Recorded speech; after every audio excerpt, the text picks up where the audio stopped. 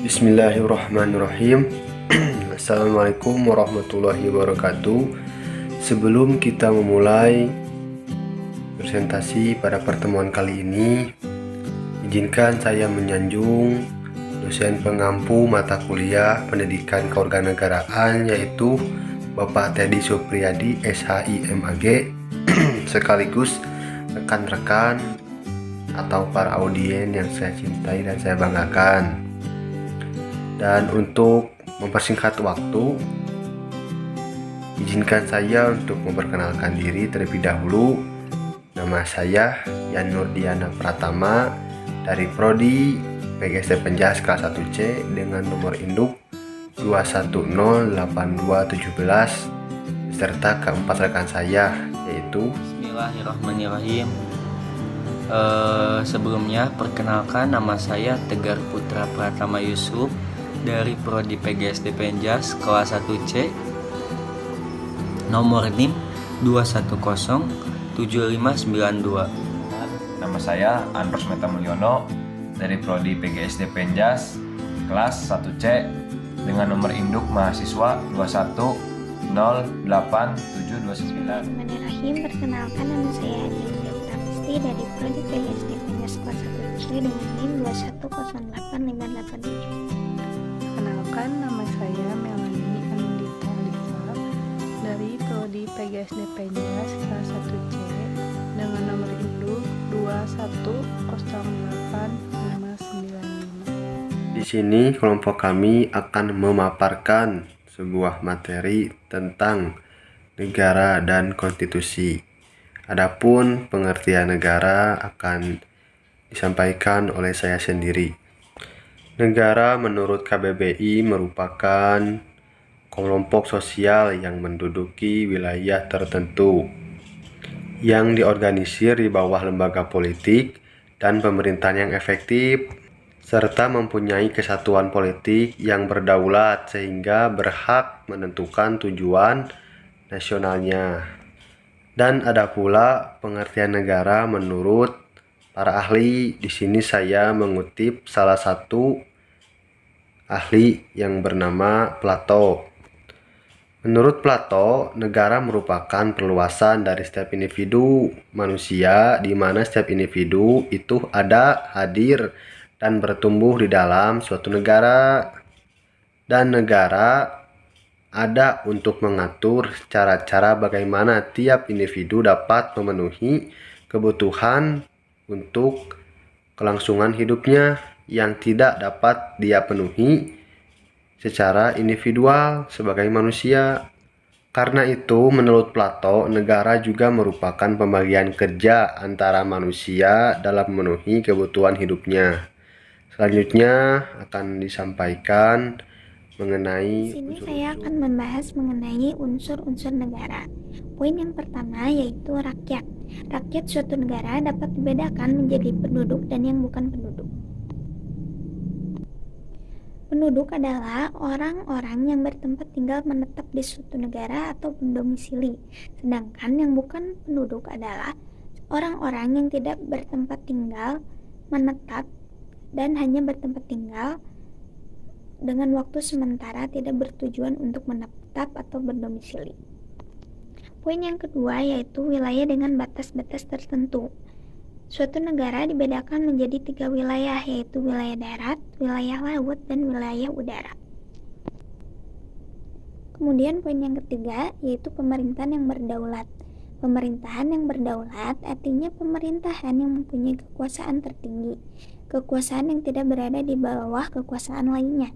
Kedaulatan ke dalam adalah kekuasaan tertinggi untuk mengatur rakyatnya sendiri, sedangkan kedaulatan keluar adalah kekuasaan tertinggi yang harus dihormati oleh negara-negara lain.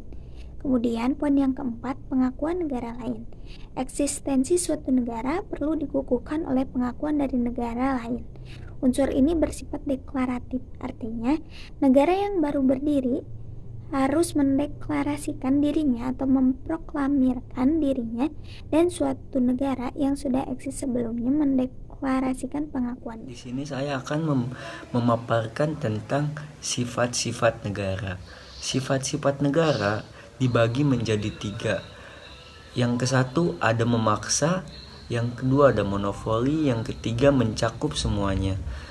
Nah, di sini saya akan menjelaskan tentang memaksa terlebih dahulu. Memaksa, negara memiliki sifat memaksa. Artinya bahwa negara memiliki hak atau berkewenangan untuk memaksakan berbagai peraturan yang dibuatnya untuk ditaati oleh seluruh warganya. Nah, yang kedua ada monopoli. Monopoli yaitu sifat yang menunjukkan adanya hak atau kewenangan negara untuk mengelola atau menentukan sesuatu tindakan tanpa adanya hak atau kewenangan yang sama di pihak lain. Yang ketiga ini ada sifat yang mencakup semua. Sifat ini maksudnya bahwa kekuasaan negara berlaku bagi semua orang wilayah negara yang bersangkutan. Dengan itu bahwa peraturan yang dibuat oleh negara tersebut prinsipnya berlaku bagi setiap orang di wilayah negara itu tanpa terkecuali. Baik, di sini saya akan menjelaskan atau memaparkan asal mula terjadinya negara. Secara faktual dibagi menjadi 4. Yang pertama itu ada Ochupati atau pendudukan. Pendudukan ini merupakan daerah yang terjadinya tidak bertuan dan diduduki oleh sama suku atau kelompok. Contohnya diduduki oleh budak-budak negro dan dimerdekakan pada tahun 1947. Dan yang kedua ada cesi atau penyerahan. Cesi ini merupakan wilayah yang diserahkan kepada negara lain. Contohnya negara Austria yang diserahkan kepada Jerman karena terdapat perjanjian perang. Yang menang akan mendapatkan wilayah itu di atas perjanjiannya. Dan yang ketiga ada cesi atau penaikan. Cesi ini terbentuknya wilayah akibat terjadinya penaikan lumpur sungai yang timbul dari laut. Contohnya Mesir yang terbentuknya dari delta sungai Nil. Dan yang keempat ada peleburan. Peleburan ini pembentukan negara baru dari peleburan negara lama. Contohnya bersatunya Jerman Barat dan Jerman Timur pada tahun 1990. Selanjutnya ada proklamasi. Proklamasi ini penduduk pribumi dari suatu wilayah negara yang diduduki oleh bangsa lain mengadakan peperangan bahwa yang menang itu bisa merebut atau mendapatkan wilayahnya dan menyatakan kemerdekaannya. Contohnya Indonesia. Selanjutnya ada innovation atau pembentukan baru. Negara baru yang berdiri di atas suatu wilayah yang pecah dan lenyap. Contohnya Uni Soviet yang sekarang itu berganti atau muncul Rusia dan Uzbekistan. Dan yang terakhir ada anekati atau pencaplokan dan penguasaan. Negara yang berdiri di atas wilayah yang dikuasai oleh bangsa lain atau dicaplok. Contohnya negara Israel yang mencaplok daerah Palestina. Baik, selanjutnya secara teori. Yang pertama itu ada teori ketuhanan. Teori ini segala sesuatu yang terjadi di dunia atas kehendak Tuhan, termasuk terjadinya negara. Tokoh-tokohnya yaitu Agustinus, Kranenberg, dan Thomas Aquinas. Dan yang kedua ada teori kekuasaan. Teori ini negara yang terbentuk dari atas dasar kekuasaan diciptakan oleh orang kuat dan yang berkuasa. Pendukung teori ini ada Haji Lasky, Leon Duguid, dan Karl Marx. Yang ketiga ada teori perjanjian masyarakat dalam kurung kontak sosial. Teori ini negara terjadi karena adanya perjanjian masyarakat yang mendirikan negaranya dan memilih pemimpinnya sendiri. Tokohnya yaitu Thomas Hobbes, John Locke, dan Montesquieu, dan Rousseau. Yang ketiga ada teori hukum alam. teori ini, negara karena hukum alam bersifat universal dan tidak berubah.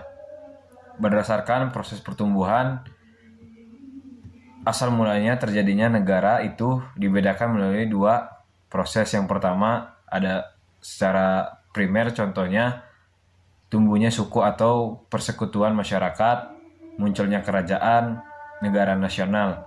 Nah, negara nasional ini negara yang diperintah oleh bangsa sendiri. Dan yang terakhir ada negara demokrasi.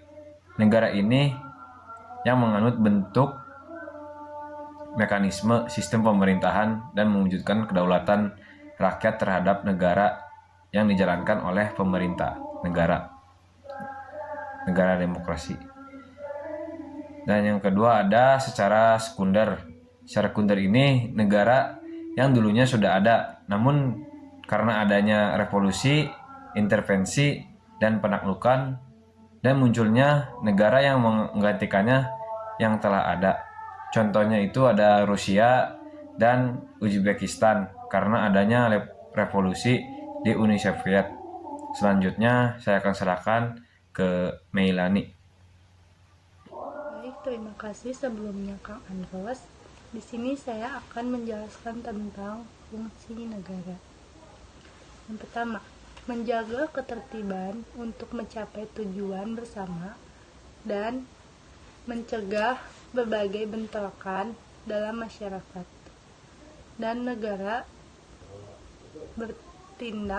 bertindak sebagai stabilisator. Yang kedua, mengusahakan kesejahteraan dan kemakmuran rakyat. Fungsi ini sangat penting bagi negara yang sedang berkembang.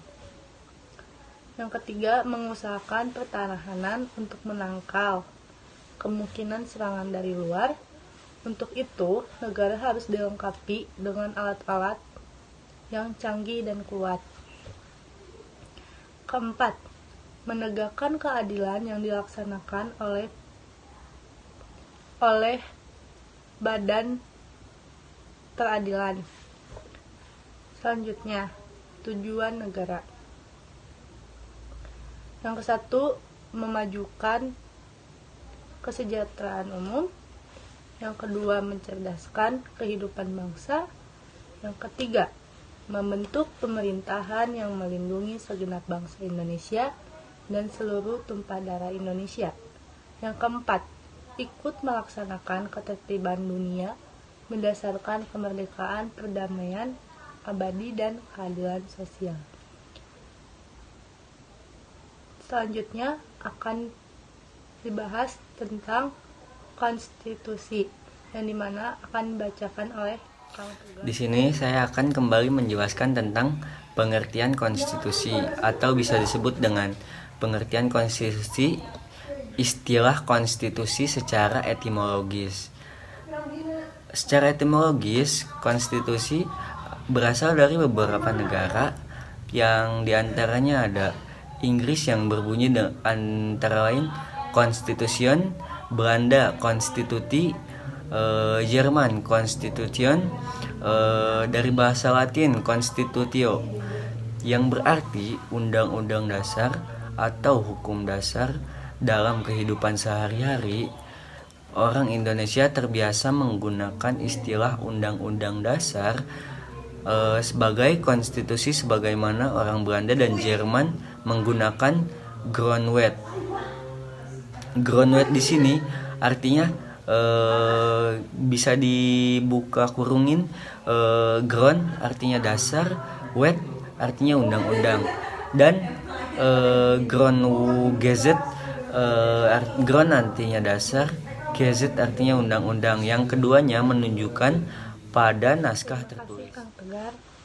Di sini saya akan menjelaskan tentang macam-macam konstitusi. Yang pertama, konstitusi fleksibel. Konstitusi yang dapat diubah melalui proses yang sama dengan undang-undang. Artinya, perubahan itu dilakukan melalui cara yang tidak sulit, seperti melalui pemungutan suara terbanyak mutlak. Yang kedua, konstitusi rigid atau tegas atau kaku.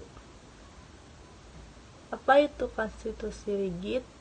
Konstitusi yang perubahannya dilakukan melalui cara atau proses khusus. Konstitusi Amerika Serikat, Swiss, Australia, Prancis, dan Norwegia adalah konstitusi jenis ini.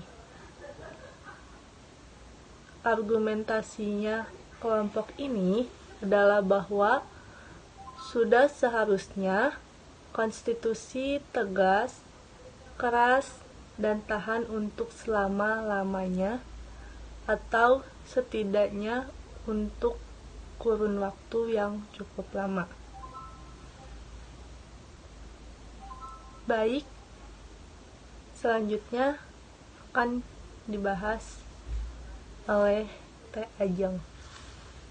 Dari konstitusi yaitu membatasi kekuasaan pemerintah yang sedemikian rupa sehingga penyelenggaraan kekuasaan tidak bersifat sewenang-wenang. Ini saya akan memaparkan atau menjelaskan konstitusi tertulis dan tidak tertulis. Konstitusi memiliki dua macam, yaitu konstitusi tertulis dan konstitusi tidak tertulis. Konstitusi tertulis dalam kurung written constitution yang merupakan aturan perundang-undangan tertinggi yang disusun secara resmi dan disahkan, dan hampir semua negara memiliki konstitusi tertulis kecuali Inggris dan Kanada. Konstitusi tidak tertulis merupakan kebiasaan dalam praktik penyelenggaraan negara seperti musyawarah mufakat dan memberi kekuasaan serta prosedur penggunaan dan kekuasaan tersebut kepada badan-badan pemerintahan. Yang kedua, sebagai hukum tertinggi, konstitusi memiliki kedudukan tertinggi dibandingkan peraturan lain. Dalam ranah hukum suatu negara, konstitusi memiliki dua kedudukan. Yang pertama, sebagai hukum dasar, dan yang kedua, sebagai hukum tertinggi. Sebagai hukum dasar, konstitusi memuat aturan-aturan pokok mengenai penyelenggaraan negara dalam kurung badan atau lembaga pemerintahan. Oleh karena itu, aturan-aturan di bawah konstitusi tidak bertentangan dan harus sesuai dengan aturan-aturan yang terdapat pada konstitusi. Selanjutnya saya serahkan kepada Kang Yan Nurdiana. Baik, terima kasih Kang Andros. Sebagai kesimpulan, di sini negara merupakan sebuah struktur yang mengatur masyarakat dalam memenuhi kebutuhan hidupnya masing-masing. Konstitusi hadir untuk mengatur hubungan antara unsur-unsur negara agar dapat berjalan dengan lancar. Keduanya memiliki hubungan yang sangat erat antara negara dan konstitusi, karena tanpa adanya konstitusi di dalam sebuah negara, maka komponen negara tidak akan berjalan dengan lancar dan dapat berlaku seenaknya sehingga akan menimbulkan kekacauan. Oleh karena itu, penting bagi kita untuk mengetahui negara, konstitusi, dan hubungan antara keduanya. Demikian pemaparan dari dari kami mengenai negara dan konstitusi. Kurang lebihnya mohon dimaafkan. Wassalamualaikum warahmatullahi wabarakatuh.